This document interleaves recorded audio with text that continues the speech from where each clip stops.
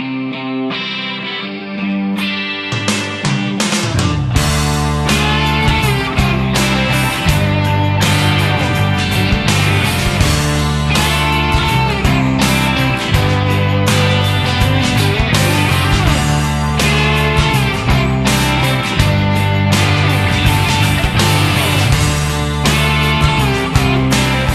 is my life. This is my passion. This is Ike's Outdoors.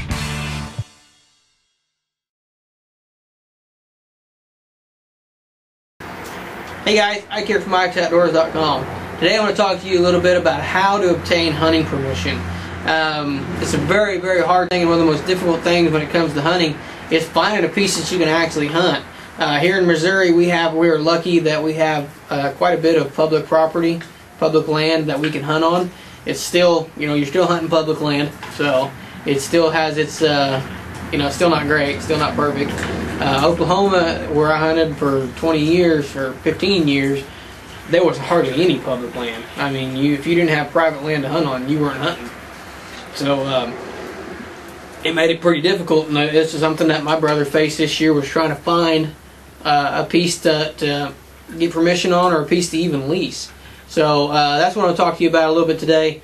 Finding the landowners isn't really difficult. You can go to a lot of counties, have what they call plat maps, and these maps show each individual piece of land in the county, and it'll also show you who owns that piece of land. Now, these aren't going to be available for every county out there, but they are going to be available for quite a few. And if you can get your hands on a plat map of the county you want to hunt on, that's the best way to find the individual landowners that you want to talk to. And you can go to your county courthouse and you can talk to them there, and I don't know which office you're going to go to, but they can generally tell you if there's a plat map for your county, and they can generally tell you where you're going to go to buy one. Another thing you can do is you can do a Google search on plat maps as well, and you can find out if there's one for your county as well, and maybe order one online. There's a lot of good internet sites out there as well, and I'll try to post up a few here that are going to give you, I know of one, but I can't think of the address right off the top of my head, that are going to give you good information about who owns what property and stuff like that. And then it's simple from there. Once you find out who owns the property, it's a simple process of figuring out where they live and going and asking them permission.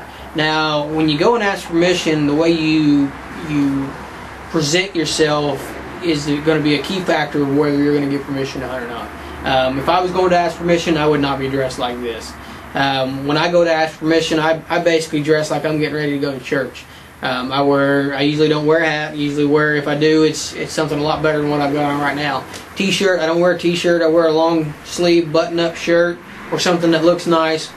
Nice pair of Wranglers. I don't get dressed up like I don't put a suit and tie on, because I'm not a suit and tie, but I do dress up as nice as I can and try to look as professional as I can, and try to look as good as possible, because you want to present yourself to these people as, one, looking professional, and two, you don't want to make yourself look, trashy. You don't want to make yourself look like you're just some bum off the street, and always do this in person. Never make a phone call.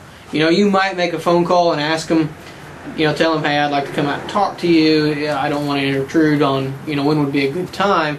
But for the most part, I don't ever make phone calls. I usually just go out, knock on the door, and introduce myself. Tell them who I am and what my intentions are right from the beginning. Usually I'll knock on the door and say something like, hi, my name's Jerry Hewlett. I found your information on the county plat map, and I'm wondering if you allow any hunting on your property. Let them know where you got the information from. They don't want to think that you're just knocking on their door at random, or you've been stalking them for something weird like that. My brother told me, my cousin told me, I work with such and such, and they told me that you own this property. I got it off a plat map, and I was told that you own this property. And don't go up and ask for the man of the house. That's going to be a mistake right off from the beginning. If a woman answers the door, then you talk to her. Don't say, well, is your husband around? More than likely you're gonna make her mad at you right from the get-go. So whoever answers the door, unless it's a kid, you don't want to talk to a kid, you want to talk to an adult, but whoever answers the door is the person you're going to want to talk to. You can tell them exactly that. Here's my intentions, here's where I found your information from, I'm trying to get permission to hunt. And if they need to bring their husband into it, then they can bring their husband into it, or vice versa, husband, wife, whatever, whoever needs to be involved in that. But be prepared to explain to them what you're going to do, who you're going to have hunting with you, and if there's going to be more people than just you, have that person with you. You know, if it's going to be me and my brother, or me and my son, me and my wife, I'm going to have that person with me.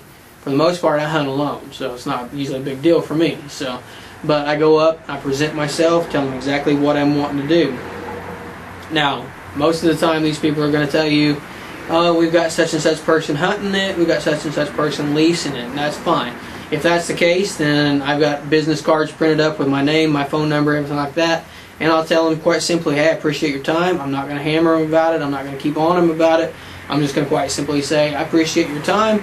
If in the future, you know, this person stops hunting it, and if you would, you know, be interested in giving me permission at that point, please give me a call. So, and that's the best way. Turn around and walk off. If they simply tell you no, then same thing. Just if you change your mind, here's my card.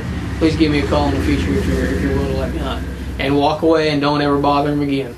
The next thing you can do is, you don't run into a lot of people that are say, well, we let people hunt it in the past, and they did this, and they did that, and you know, don't try to counteract them. Well, you know, that's terrible, and blah blah blah. You know, we're not that type of people and stuff like that. You know, what I usually do is tell them straight up from the beginning. I'll put this all in writing. You know, if they had permission, or they gave permission to people who, well, we gave this guy permission and he tore up all of our fences. Well, tell them I'll put that in writing, that if any fences are tore up while I'm out here hunting due to me or someone about it, then I'll pay for it. And you take that paper, you get everything in writing as far as who's going to be there, who's got permission to hunt, what you agree to as far as if fences are trampled, fences are cut, things like that. You're going to rebuild them. You're going to take care of that stuff. Take it down and get it notarized. And you say, well, what if that fence gets cut and it's not me? That doesn't matter. If someone else cuts a fence, they are going to think it's you. And that's what you're going to do to build that relationship, is you're going to give up a day of hunting, or you're going to give up a Saturday or a Sunday. You're going to go out there and fix that fence for them. Because they're nice enough to give you permission. You should be willing to take a little bit of time and give them a half a day's work to get their fence fixed. And it'll build that relationship with that person, and it'll also hopefully allow you the opportunity to hunt there in the future. So a little bit of time, a little bit of upkeep on that kind of stuff is going to ensure you a place to hunt. Now, if that fence gets cut and you start making excuses of, well, I didn't do it, I'm not going to rebuild it, odds are you're not going to have a place to hunt very long. So get all that stuff in writing. Tell them, take them, write it down. The landowner is not responsible for me as far as if I get hurt, if I get injured while I'm out here. I'm not going to sue. Get this stuff all in writing and notarize it. Take it down and have it notarized with their signature and your signature on it as well. It's going to protect you. It's going to let the landowner know right away that they're not going to have issues with you that they've had with issues in the past. A lot of people, your word's not going to be good enough. Put it in writing. And most of the time, in the people that I've encountered, I've been willing to do that, and I haven't had to go to that point yet. So, most of the time, just the fact that you're willing to do that and willing to put it in writing and have it notarized is good enough. So, and you're also going to want to get written permission from this person. So you want to have a piece of paper ready to go, just something typed up that they can sign. And after it's signed, you want to laminate it and put it in your bag. Just something that says like, I, with a space, and underneath, you may put landowner, give another space, permission to bow hunt, rifle hunt, turkey hunt, whatever, and also agree to let X person and X person on this property as well, something like that, and have them sign it at the bottom. And that way, if someone comes across and someone you don't know, you can walk up to them and just say, you don't have to confront them, you just say, excuse me, do you have permission to hunt here? And if they say yes, you can say, well, who gave you permission?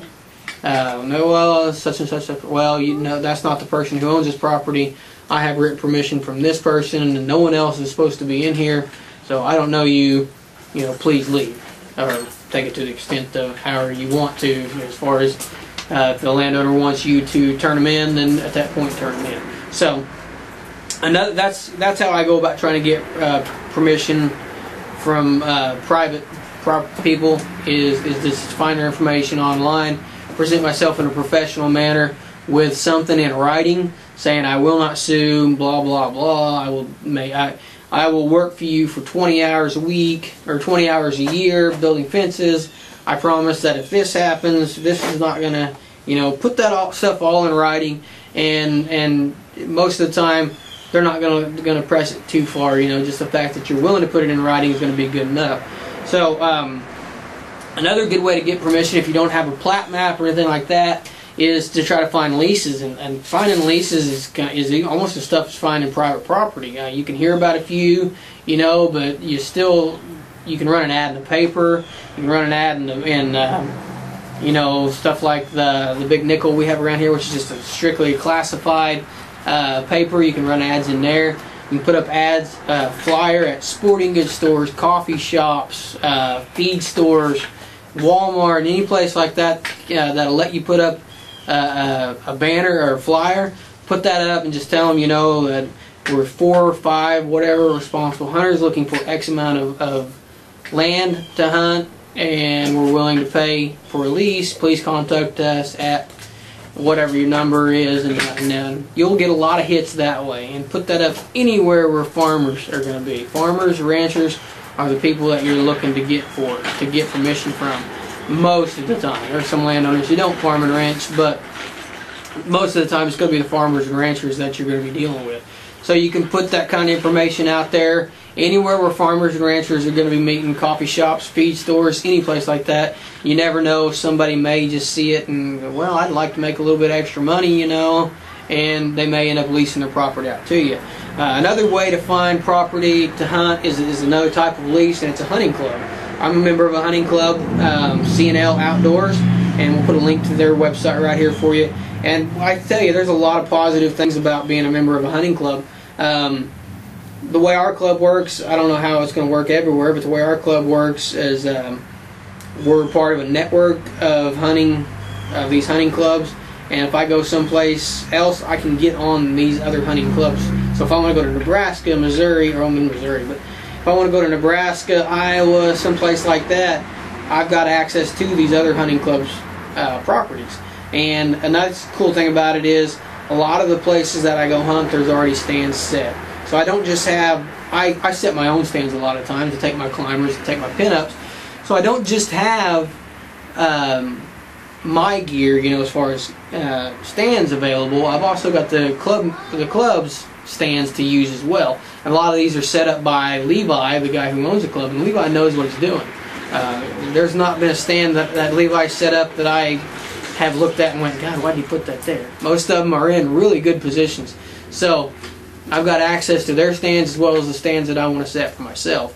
When I reserve a property, I've got it all to myself. If I want to take somebody with me, I can pay a $50 fee, and I can take whoever I want to with me. I just got to pay that fee, tell them that I'm going to be in there with such and such person, and if they're going to be hunting as well, pay my $50 and I'm done. We've got all types of different hunting as well. We've got waterfowl, we've got turkey hunting, we've got small game, we've got places that are set up just for waterfowl. And I don't hunt ducks, but I'm damn sure going to start this year because we've got some awesome property to duck hunt. We've got property that's just big timber, that's just solid timber, and we've got property that's on the edges of bean field, edges of hay meadows. I mean, it comes down to it, we have got a lot of different property to hunt. And the cost is about $1,000 a year. But I can tell you right now, I'm probably paying less than $1 an acre for the property that I'm allowed to hunt. So, really nice setup as far as the club goes. The one disadvantage that it has to it is you have to reserve your property, and sometimes other guys are going to reserve that property before you get a chance. And, it's not a huge disadvantage, I don't think, because there's so many other places to hunt. But if you go to a property and there's a big buck on it, these other guys are going to get a crack at that other big buck just the same as you are. And, they're going to be able to hunt the stands that are there and the stands that are available. I know when I hang my stands that it's there for everyone else to use. So, a lot of times I can use my climber if I want to hunt someplace I don't want anyone else to know about. So, but you have that disadvantage that other people get to hunt that property as well. But so far it's not been a huge deal for me, but I'm not a hunter that's obsessed with chasing big bucks. You know, I'm a meat hunter, and I'm going to shoot a doe or whatever, and if I see a small buck, I'm going to let him pass. But I'm not the type that gets obsessed with big bucks and gotta kill it, gotta have it right now. But, you know, I think I'm in a minority as far as most deer hunters go. So the club option is a very, very good option, and one that I really, really like. We moved to Missouri, and I hunted public land for a couple of years and didn't like it at all. Got hooked up with Levi and this club, and I've been hunting it for the last 2 years, and just absolutely as happy as I can be that I have this club to hunt. Man, it's super, super nice. So you've got the options of private land, find a landowner, and go talk to him. Try to present yourself in a professional manner. Lay everything out on the table for him. You can also lease property with a group of people, or by yourself. Good way to find people to lease that have land to lease is by putting up flyers, putting up advertisements in local papers, and maybe even just going and talking to farmers, you know, just like you would privately, and just ask them if they won't give you permission to hunt it for free, for nothing. You can always throw out the lease there. Hey, well, what do you think if we lease it? And the third option that I found is the clubs, and that's the one that I highly recommend. If you guys are in Southwest Missouri and you want to come hunt with me, we'll put a link right here to CNL Outdoors and Hunt Private Land Missouri. And you know, this is an excellent club to be a part of, and one that I'd be happy as hell to recommend. So you can do those three things, and that's the way that they've always worked real well for me. So I hope some of these tips help you guys, because that's the hardest part about hunting usually, is finding permission and getting on a place to actually be able to hunt. So for more information on these on CNL, you can hit the link that we just put up for you. So for more product reviews, how-to videos, be sure to visit our website, ikesoutdoors.com. Appreciate you guys watching.